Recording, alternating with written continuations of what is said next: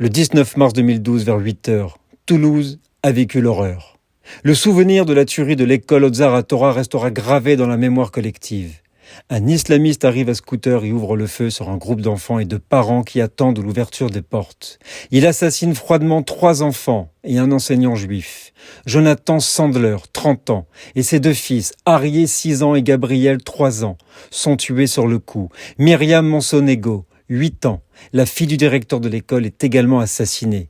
Un adolescent est grièvement blessé. Le président de la République de l'époque, Nicolas Sarkozy, a décrété un jour de deuil national. Cet acte de barbarie a provoqué une onde de choc et de tristesse en France et dans le monde entier. Des milliers de personnes se sont rassemblées dans les rues de Toulouse pour exprimer leur soutien à la communauté juive et dénoncer cet acte de haine. Le terroriste a été abattu, retranché dans son appartement par les autorités après un siège de plus de 30 heures. Le procès s'est ouvert en octobre 2017, 5 ans après les faits.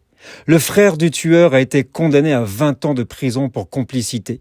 Le procès a permis de mettre la lumière sur les failles du système de renseignement français. Pourtant connu des services de police pour ses liens avec la mouvance islamiste radicale, le terroriste n'avait pas été placé sous surveillance.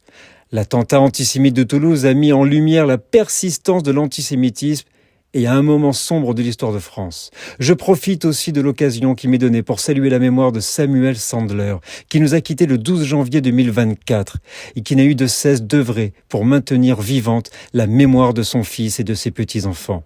Aujourd'hui encore, la communauté juive de Toulouse continue de se souvenir des victimes. L'école Ozar Hatorah a rouvert ses portes et s'est engagée à transmettre aux générations futures un message de paix et de tolérance. Nous sommes le 19 mars.